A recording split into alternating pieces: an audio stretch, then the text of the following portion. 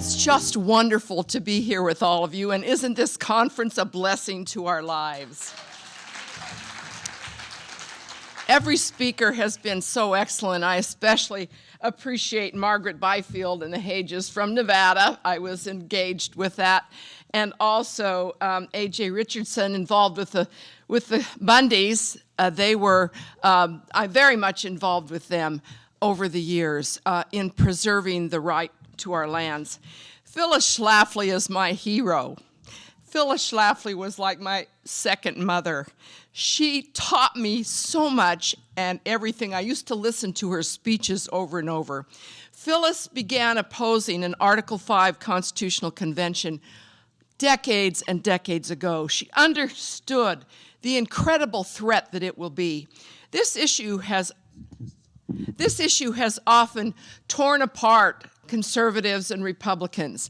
And we need to understand that the foundational opposition to this was Phyllis Schlafly, and why that was. You know, she's the one that went to Supreme Court Justice Warren Burger and got the statement from him talking about why a constitutional convention cannot be limited.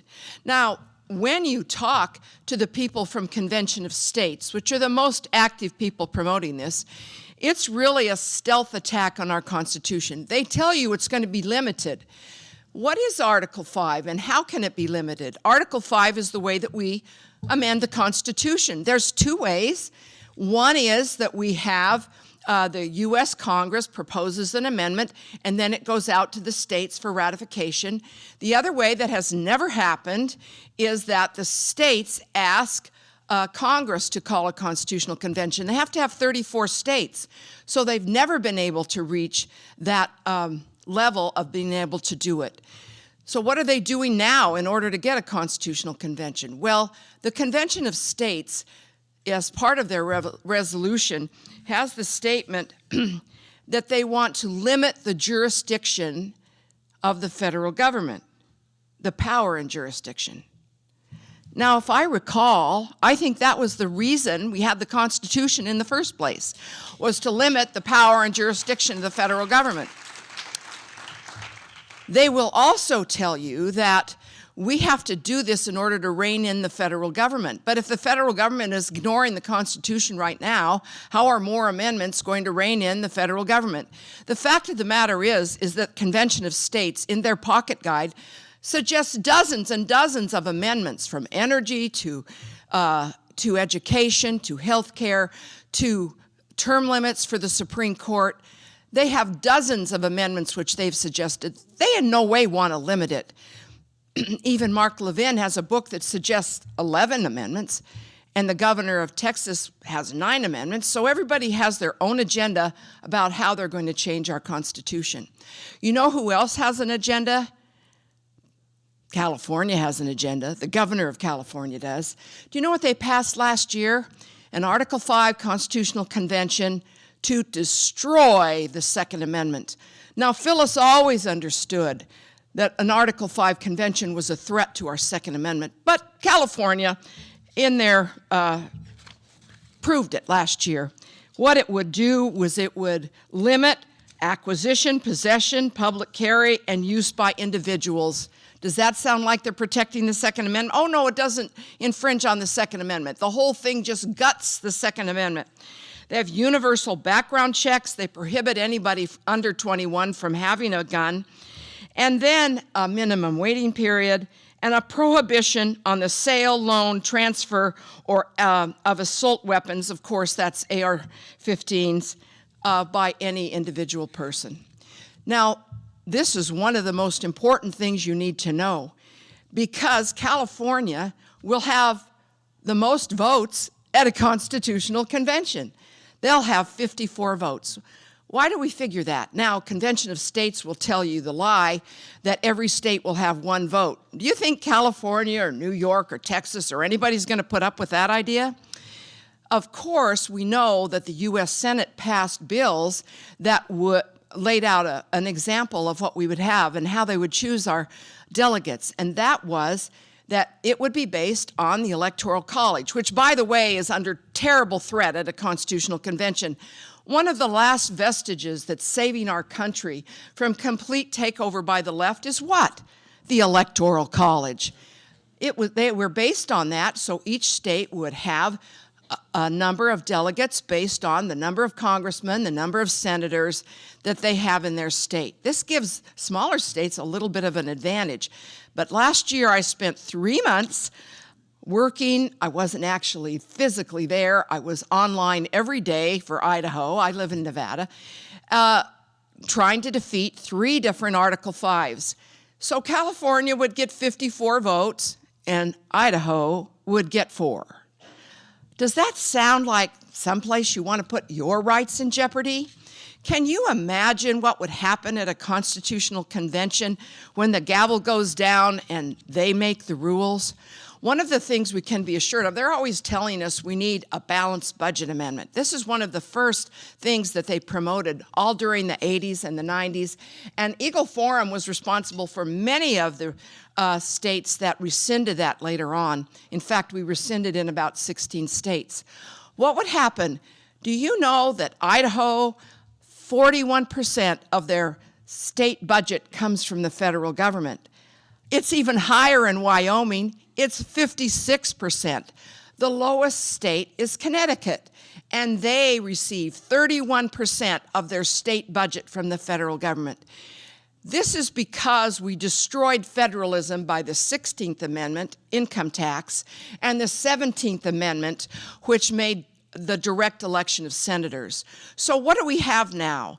The federal government essentially has enslaved all of us through our local school boards, our counties, our cities, and our states. Because what do? They control everything through their grants. This is completely destroyed the individual liberties of individual citizens, but of making what you want in your school board. You want to know what your school board problem is? The federal government. Do you want to know what your county and your city problem is? The federal government. And the problem in your state? The federal government, because they have given us a destruction of the republic which we originally had. And so what we find when we go to a constitutional convention is that the delegates from the states will be what? Are they going to actually go there and vote to take away 41% of Idaho's state budget and then go back and serve in the legislature? They'll never be elected again, will they? No. So it's a big lie. The whole thing is a stealth attack on, not only on our Constitution, but our constitutional rights. Now, one of the most important things that each of you can do, how many of you come from states that have that are like swing states or that might have a majority of Democrats controlling your states?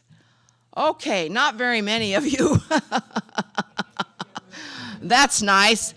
We used to be a very conservative state in Nevada until we had a tsunami from California. And now we are not any longer. But one of the ways that we can stop this is because they need 34 states. Now, they have a new way of counting, you know. They used to count all the balanced budget amendments or something else, but now they aggregate all of these different kinds of resolutions in favor of a constitutional convention. So they went clear back to 1789 to the resolution which was passed in 1789, which was in New York. The wonderful victory we had this last year was that New York rescinded all their previous constitutional convention resolutions, applications, and so that one they were counting is gone. But they are now taking resolutions from the Civil War, from child labor, from the 17th Amendment, which already passed, and all through the 60s. They accumulate these all together and say, well, they were an open convention, and so we can count them in our aggregation theme and come up with a new number of 34 states that have passed this.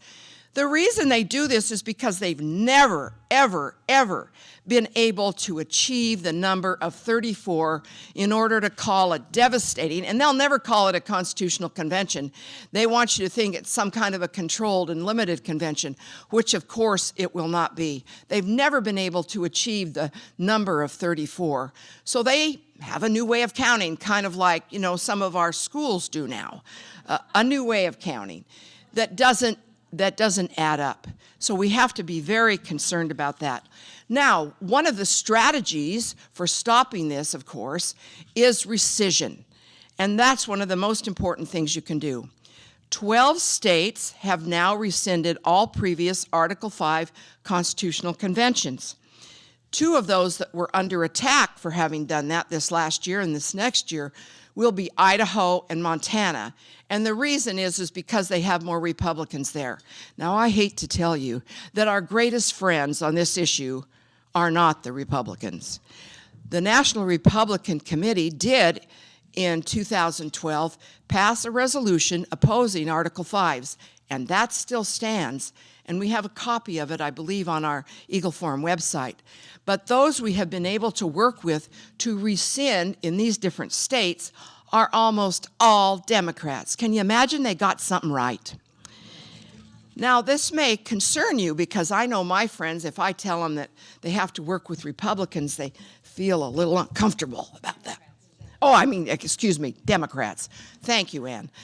If they have to work with the Democrats, they feel uncomfortable. But I'm telling you, in your state, you will never be able to rescind an Article 5 constitutional convention unless you're working with the Democrats, because they provide the edge that you need. Now, a miracle happened in Nevada in 2017. We had worked for years to find an opportunity to rescind.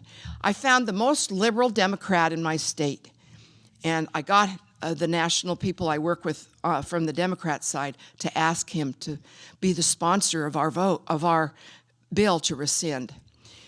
When I went in and talked to him and told him that I was the one that asked him to do it, he was absolutely flabbergasted that the person on the opposite side of him on every issue was asking him to be the sponsor.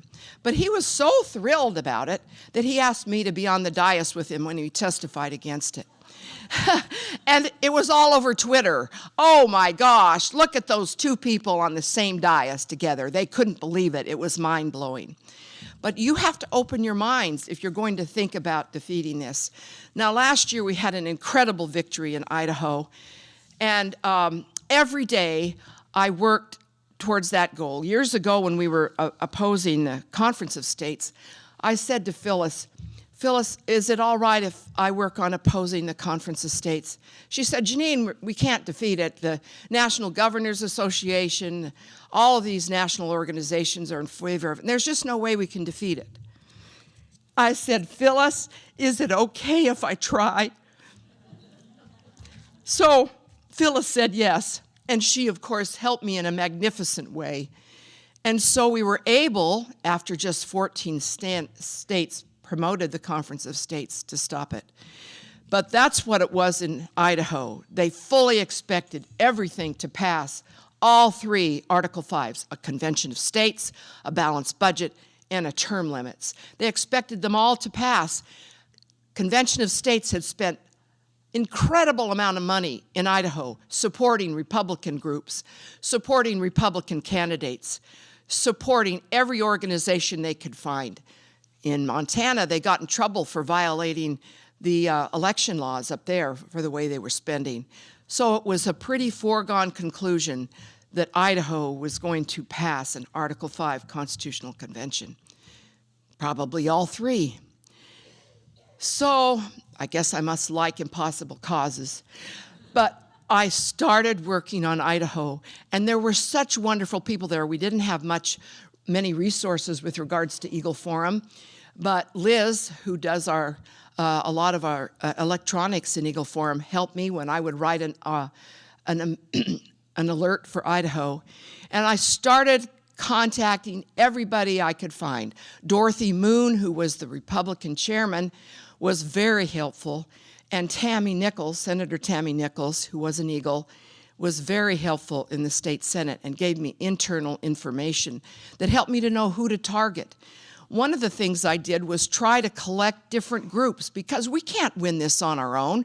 We have to work in coalition. The John Birch Society was wonderful, and I always work with them. I worked with their local leaders in Idaho. The other thing I tried to find was a pro-gun group. And I must have called the guy from the pro-gun group at least 7 times, and I thought, oh my gosh, well, I guess he's not gonna answer me. But someone from that group showed up at the hearing and spoke from the Idaho pro-gun group to oppose the Article 5 Constitutional Convention. So even if you think your efforts aren't necessarily coming to fruition, they can. We talked to lots of other people, the Constitution Party. We got engaged with the Freedom Foundation. Every single person I could find, I added to my list so that I could send them out a very simple alert saying, this is who you need to talk to, this is what you need to say, and this is the background information that you need in opposing this. So all along the process in Idaho in the state Senate, we continued to update our alerts and to let people know what was happening and to add additional groups and additional individuals to our effort to stop the 3 Article 5s in Idaho. I never spent so much time on my computer watching another state legislature in my life. I've worked in states all over the nation on this issue. I'm a full-time citizen lobbyist at the Nevada Legislature, so I'm very used to that. But every state has a little different process. But let me tell you the most important thing I did. Every day I prayed for Idaho. Every day I prayed for the legislators, and every day I prayed for our people that were opposing it.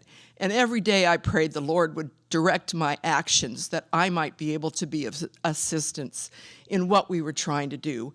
And that's the only way. We heard that earlier from A.J. Richardson, which I loved hearing, and many others. The fact of the matter is that the opposition we face, which we all heard about all this weekend, is far greater than we ourselves can possibly overcome. But with the help of the Lord, nothing is impossible. And so at the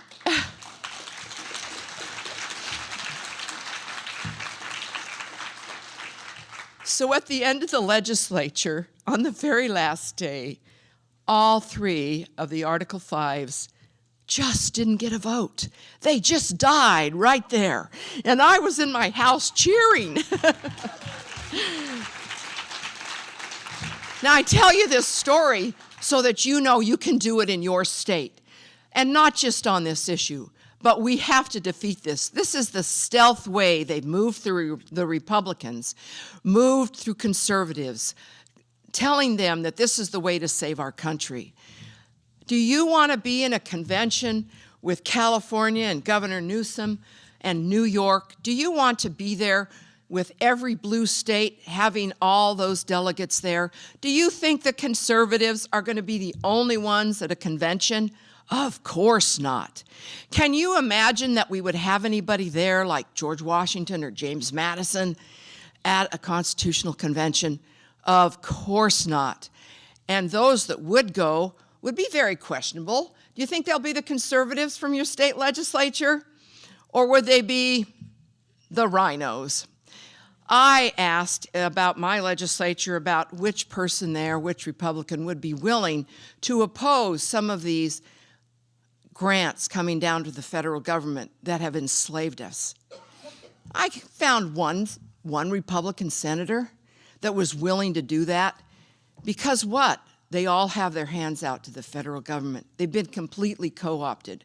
We can't allow the rest of our precious, divinely inspired, God-given Constitution to be destroyed by those who think they have a better idea than our founding fathers. They don't have a better idea. We need to restore our constitutional republic, not by having a constitutional convention, but by voting for the right people, by insisting they follow the Constitution in our own state, and by calling them out when they don't. I think it's critical. A lot of the articles that I've written about the Article 5 Constitutional Convention are at eagleforum.org under topics, and you can go there if you're interested. I want you to know that this is one of the most critical issues facing us today, because if we lose our Constitution, we have nothing to base our liberty on. I have 17 grandchildren. You talked about families. There's nothing more important to me than them. I spent a lot of my summer down in Arizona this year with 13 of those grandchildren because my son has had a serious cancer that is 7 in a million. But it was such a precious thing to me to be able to be with them and to re-engage with all of my little grandchildren and my big ones too. We know that family is the foundation of our nation, and the Constitution always recognized that that was the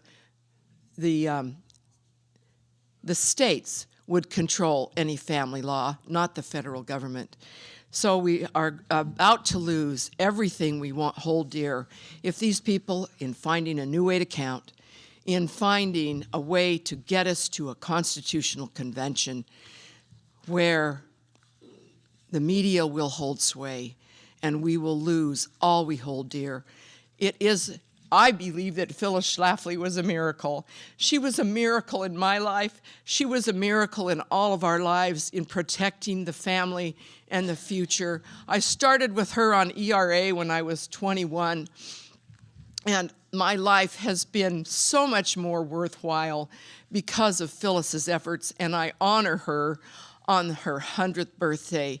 And be realistic. We just know that if we're realistic, we can expect a miracle, and God will provide.